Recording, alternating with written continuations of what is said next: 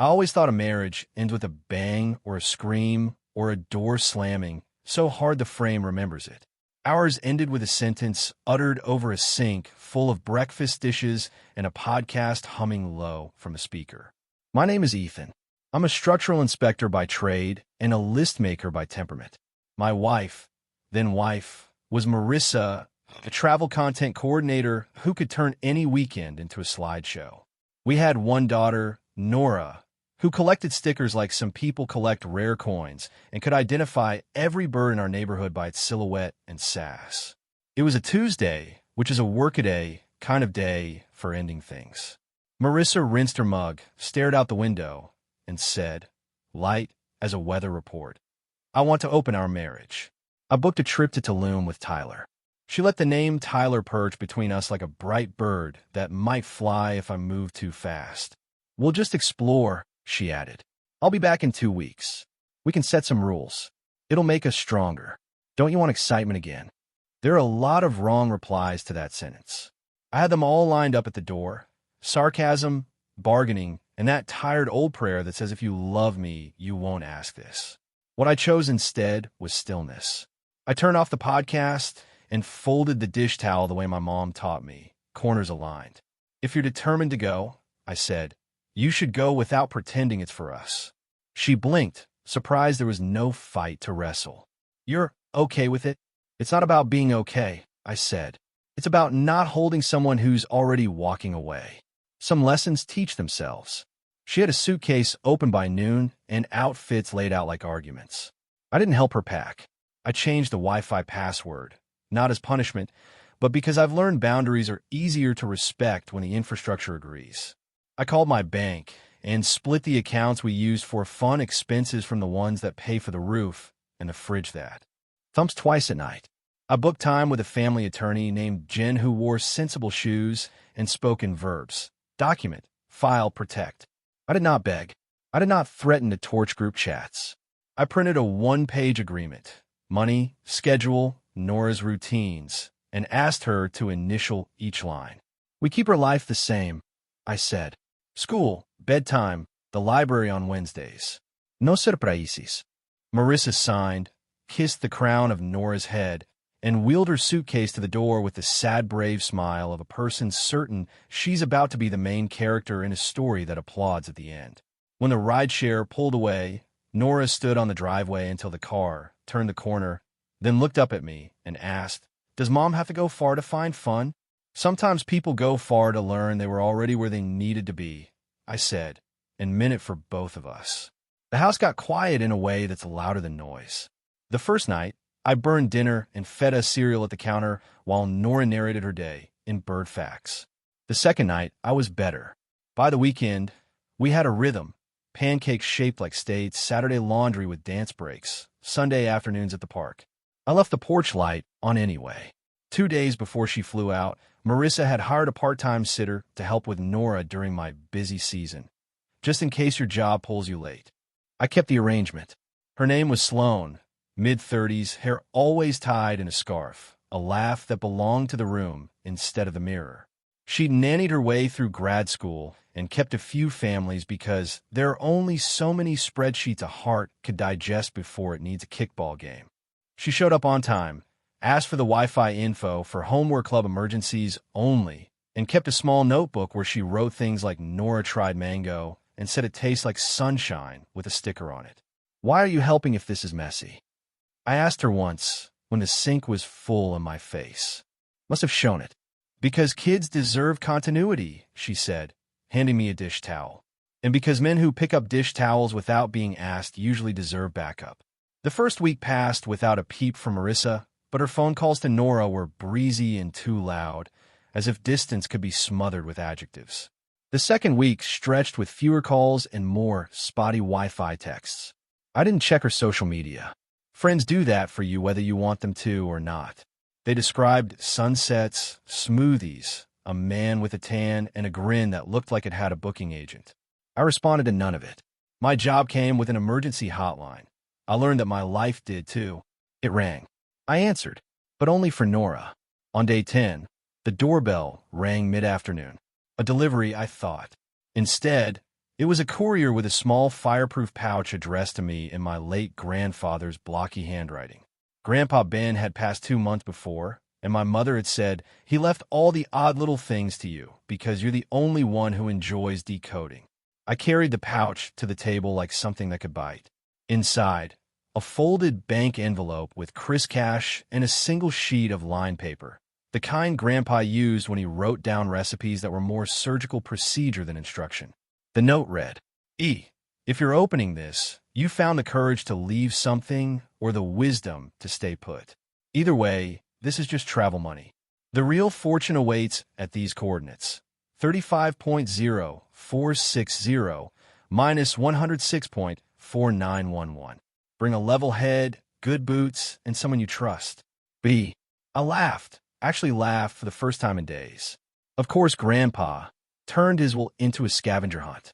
The coordinates, when I punched them into my phone, pinned a point near the foothills east of Albuquerque, where he'd grown up before he came north and became the kind of man who could fix anything with baling wire and a prayer. I didn't tell Nora yet. I didn't tell Sloan either. I put the envelope in the safe with the birth certificates and the one truly perfect photograph I owned of the three of us on a beach when things were simpler. Then I went to work and did what I've always done. Looked at what holds weight and what gives way. The day Marissa was due back, Nora lined up her stuffed animals on the couch so they can all say welcome at the same time. Sloan braided Nora's hair into 2 perfect ropes and taped a paper heart to the front door. I made soup because soup does not object to being reheated if people are late. When the rideshare rolled to the curb, I heard the wheels before the knock. Nora reached the door first. I put a hand on her shoulder and opened it myself. A woman stood there holding a small overnight bag. Not Marissa. The woman was tall, with dark hair tucked neatly behind her ears and a kind of quiet poise that made rooms behave. She wore a blue dress, simple, and a calm expression you usually only see on nurses and high school librarians. "Hi," she said, offering a small smile that reached her eyes. "You must be Ethan. I'm Claire." I knew the name from emails. Claire Whitaker, the guardian ad litem coordinator our attorney had looped in early, just in case proceedings require a child specialist. We hadn't needed her yet. It seems life keeps a list of yet. Behind her, at the curb, the rideshare trunk closed. Marissa walked up the path, phone in hand, wearing a dress I'd never seen and sunglasses that could double as a shield. She stopped when she saw Claire. "Who are you?" "Someone who keeps kids from becoming tug-of-war ropes," Claire said gently, stepping aside so she didn't appear to block anything. "I'm here to observe a transition and make sure Nora gets the information she needs, not the drama she doesn't." Marissa's mouth opened, closed. "Nate, seriously? You called a referee?" "I called a person whose job is perspective," I said. "If we're going to do this, we're going to do it with grown-ups in the room."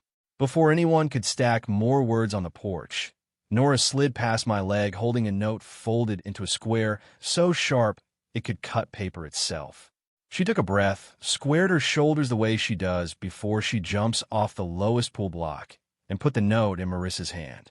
"I wrote this with Sloan," she said, voice brave soft. "It says what I feel." Marissa unfolded the paper. Nora's uneven letters filled the lines. "Mommy, you left us for your friend. Now we have a new family. We are safe and happy. You can visit when the schedule says. I still love you. Nora." Marissa's hand shook. Her eyes found me like I'd coached the words. I hadn't. I'd told Nora she never had to say anything she didn't want to say. She had asked to write a note because notes are better than yelling. Claire took a half step forward, voice steady. "Let's come inside a moment. There's soup. We'll go over the plan." We moved to the kitchen like people carried by a current they don't like but recognize. Marissa sat, removed her sunglasses, and for the first time in a year, I saw the young woman I used to take to concerts at the park, the one before the hashtags and the curated sunsets. I thought you'd be angry," she said small. I answered. Then I got busy. I slid a folder across the table, a proposed calendar, a copy of the separation draft, and a letter from our counselor with 2 appointment times circled. "We'll keep Nora's routines the same. You'll have Wednesday dinners and alternating weekends, phone calls at 7. I will not involve her in adult things." You will not bring anyone to the house without notice. If you refuse, I file tomorrow. If you agree, we file anyway, but with less heat. Marissa stared at the papers like they were printed in a language she forgot to keep. And this woman, Claire, she's going to what? Make sure we stay on the rails, Claire said gently. Less theater, more plan. It would be neat if the doorbell rang right then with cosmic punctuation. Instead, my phone buzzed with a calendar alert I'd forgotten to silence. Check tires. Life insists on regular maintenance, even when your heart is learning how to walk again. Marissa nodded once, slow. I'll do the counseling, she said. And the schedule. She put a hand on her stomach, barely a gesture, easily missed, and added, almost as an afterthought, I need you to know I'm pregnant. It's not yours. The sentence should have smashed something breakable in me. It didn't. It made everything I'd already set down feel lighter, because I wasn't carrying it by mistake. I hope you have a healthy pregnancy, I said, and meant it for the child born of my unraveling. And I hope you have a stable life to bring it home to. That life won't be here. Claire breathed in and out. Thank you for saying it clean, she murmured for the record and the room. Sloan brought bowls because soup still needed to feed someone. We ate. We scheduled. Nora showed Marissa the sticker she'd earned at the library for reading 5 chapter books. Marissa smiled at the right places, and when it was time to go, she hugged Nora, nodded at Claire like a person accepting a traffic ticket without arguing about gravity, and left a little more slowly than she'd arrived. After the door clicked shut, Nora looked up at me. Did I do okay? You did brave, I said. That's better than okay. When the house exhaled, Claire finished her notes and stood. You're steady, she said to me, like an observation rather than a compliment. Steady people get underestimated until the flood comes. Steady people also have to change their oil every 5,000 miles, I said, which made her laugh. She gave me her card. Call when the court date arrives, or if you find yourself needing a witness to normal. Later, after Nora fell asleep in the living room with a book on her chest, and Sloan left with a promise to see us at school drop-off, I took out Grandpa. Ben's note again. I turned the paper over, half expecting a second clue to appear if I stared hard enough. Nothing else, just that line in his scratch. This is just travel money. The real fortune awaits at these coordinates. I opened a map and switched to satellite view. The pin sat on a patchwork of scrub and memory near the mountains, not far from a rusted rail spur I remembered from a story Grandpa used to tell about his first job laying track. I traced the ridgelines with my finger and felt a tug that didn't feel like running away. It felt like forward. I made a new list. Book flights to Albuquerque, borrow my dad's truck at destination, pack snacks, bring sturdy boots, tell Nora we're going on a treasure hunt that may not end in treasure, but will end in a story. I wrote one more item at the bottom, a line I hadn't had the courage to write all week. Leave space for a better life than the one you designed. I slid the cash into my wallet and the note back into the safe. The house was quiet again, but it was a different quiet. Less absence, more pause. I set my alarm, washed the soup pot, and looked at the coordinates one more time until the numbers blurred and the day finally let go. I didn't know what we'd find there in the hills. Land, a deed, a locked trunk, some metaphor Grandpa wanted me to earn. I didn't know who I'd need beside me when we stepped out of the rental truck, and the air at altitude made everything sharper. I only knew this. The next morning, a new story would begin where an old one had ended politely. 2 days after that night, I booked a short flight for Nora and me to Albuquerque. I told her it was a treasure hunt Grandpa left for us, which technically wasn't a lie. She lit up, packed her explorer hat, and filled her backpack with snacks, a notebook, and colored pencils. For clues, she said with the kind of seriousness only a child can carry into an adventure. Before leaving, I left a note for Marissa, taped neatly to the fridge. We're taking a short trip to visit family. Nora is safe. I'll text the itinerary. I didn't owe her that courtesy anymore, but being civil had become my quiet rebellion. When we landed, the air hit different, thin and crisp, the kind that makes every sound a little clearer. I picked up a dusty rental truck, the kind that rattles a bit, but hums steady once it hits speed. The coordinates Grandpa Ben had left pointed to a stretch of land near Sandia foothills, about an hour outside the city. Sparse, rugged, but strangely alive. Nora sat in the back seat, humming and holding her notebook open. "What do you think Grandpa hid?" she asked. "Could be anything," I said. "Money, letters, or maybe just a good story." She grinned. "I hope it's both." The dirt road we turned onto felt ancient. 2 ruts worn in a hard clay, dotted with sagebrush and faded fence posts that had long given up on holding anything. Half a mile in, I spotted a metal gate hanging crooked on rusted hinges. Faded numbers, 46B, were stenciled on the post. Grandpa's way of leaving breadcrumbs. We parked. The truck's engine ticked as it cooled, and the desert wind whispered like it was sharing secrets. Nora slipped her small hand into mine. "It's quiet," she said. "That's the sound of the world before cell towers," I said, smiling. We followed the coordinates up a shallow hill. My boots crunched against gravel. About halfway up, we found it, a metal box buried just enough that its edges were kissed by soil and time. Old but not forgotten. I brushed the dust away, pried the lid open, and froze. Inside were 3 things: a leather notebook wrapped with twine, a small key taped to the cover, and a sealed envelope labeled in Grandpa's handwriting, "For Ethan, when you're ready to build again." I sat down on the ground, the desert sun hot on my back. Nora crouched beside me, wide-eyed. "Open it," she whispered. The letter inside was short, like everything he wrote, plain-spoken but heavy. "Ethan, I knew one day you'd hit a wall that wouldn't budge. When that happens, go here. The land you're standing on is yours, 50 acres, deed filed under your name years ago. I bought it after the mining company went under. No one wanted it. I figured someday someone in the family would need a blank page. Whatever broke you, don't waste time fixing it. Build something better on clean ground." The keys for the old shed down the slope. I left a few tools and a blueprint that might help you see what I saw. "You were never ordinary, son. You were solid. There's a difference. Ben." I exhaled, the kind of breath that carries years of weight. 50 acres. Mine. Nora tugged my sleeve. "What does it mean, Dad?" "It means Grandpa believed in us," I said softly. "And maybe he left us a new start." We hiked down the slope until the shape of a small wooden shed appeared, half hidden by desert brush. The lock on the door was old but clean, recently oiled, which meant someone had been here not long ago. I turned the key. It clicked, and the door creaked open to reveal dust, the smell of pine oil, and sunlight slicing through cracks in the roof.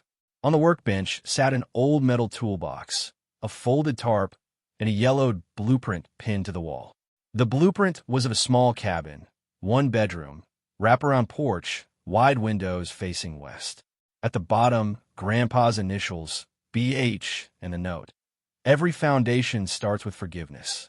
Nora touched the drawing. "We can build it?" she asked. "Maybe we should," I said. "For us." We spent the afternoon exploring. The land stretched far enough to feel infinite. There were wildflowers where the soil dipped, and a faint trace of a dry creek bed that must have carried water long ago. I realized something then. This wasn't just property. It was permission. That night, we stayed at a small roadside inn. Nora passed out after a hot shower and too many pancakes at dinner. I sat by the window, reading through Grandpa's notebook by the light of a desk lamp that flickered every few seconds. The first few pages were stories, old family tales, the kind he used to tell over fishing trips.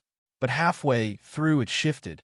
Schematics, lists, names of local contractors, even an old contact at the county office. He'd drawn a map connecting utilities, zoning notes, and estimates, like he'd planned the groundwork for someone who'd someday need a reason to rebuild. He'd known I would. By morning, I'd made a decision. I called my boss, told him I'd take a leave of absence. "You're allowed to fix your own foundation," he said quietly. Then I called Sloan. She answered on the second ring. "Hey," she said, cautious. "Everything okay?" "Better," I said. "I found something. My grandfather left us land. A lot of it. I want to build there.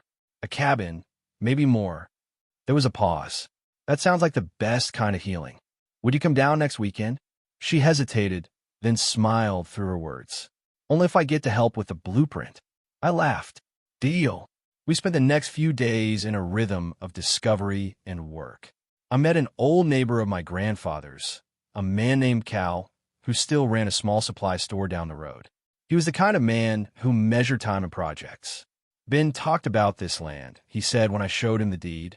Said it was meant for something real, not rich. Glad to see he was right. Over the next month, I cleared brush, set markers, and hired a few locals to help me pour the foundation. Each day, I sent Nora small updates and photos. The view from the ridge, the first post hole dug, the tiny jackrabbit that insisted on supervising. When she returned from school for summer break, she gasped when she saw how far we'd come. "You built all this?" she said, running to the porch frame. I corrected. "We built this." Sloan arrived that weekend, jeans dusted from the road and coffee in hand. "I brought more snacks than tools," she admitted, "but I take direction." Well, her presence felt natural, like someone adding harmony to a song you didn't realize needed it. We worked until sundown. The desert sky turned molten gold, and when the stars came, they didn't twinkle, they burned steady. That night, sitting by a small campfire, Nora asked, "Do you think Mom will ever come here?" I stared into the flames. "If she does, she'll see what staying looks like." A week later, as the cabin walls began to rise, my phone buzzed with a message from Marissa. Just 3 words. I saw the deed. She'd probably found out through probate records. Then came another text. "You built something without me." I didn't reply. There was nothing cruel in my silence. Only truth. By midsummer, the cabin stood complete enough to live in. Wood polished, porch sturdy, the scent of new lumber mixing with desert air. Nora painted a small sign by the door that read Home 2.0. The first night we stayed there, the world outside was quiet except for crickets. Sloan handed me a mug of coffee, still warm from the fire. "You know," she said softly, "for someone who never wanted to start over, you're doing it pretty beautifully." I looked around, at the house built from forgiveness, at my daughter asleep under a blanket on the porch swing, and at the stars that looked exactly like the ones Grandpa must have seen decades ago. "Yeah," I said, smiling. "Turns out ordinary doesn't mean stuck. It means grounded." In the distance, the horizon flickered with heat lightning. Not a storm, just a reminder that even the sky needs to let things go before it shines again. Well, I didn't know yet. What waited just ahead was that the coordinates had one more secret left. Buried deeper than the box or the deed, tied to a promise my grandfather made long ago. And when I uncovered it, it would change not just my future, but the meaning of everything he'd built before me. The day we struck metal started like any other, the air dry and sharp, the kind of morning where sunlight felt new. I was helping the surveyor mark the back boundary when his shovel hit something solid. The sound wasn't dull like rock. It rang. He crouched, brushed the dust, and said, "You've got something buried here, Ethan. Could be old equipment." We dug carefully until a rusted corner appeared. A steel chest, bigger than a toolbox, sealed tight with a padlock, so corroded it crumbled when I tapped it.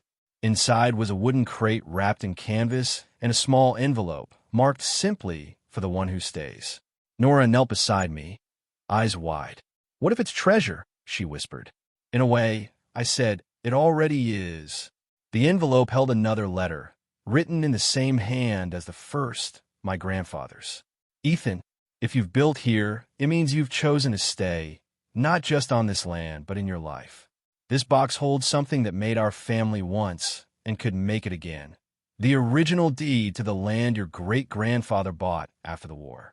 He worked it, lost it, and I bought it back decades later so our name could stand on something real again.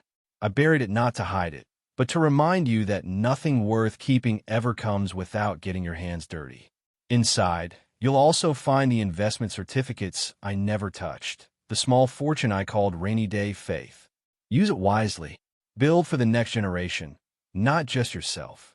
Love, Ben." Inside the crate were documents, yellowed but intact, wrapped in wax paper, in an envelope thick with certificates from a long-merged energy company, their value still valid. It wasn't millions, but it was enough to secure a future. Nora's college, the cabin, the land.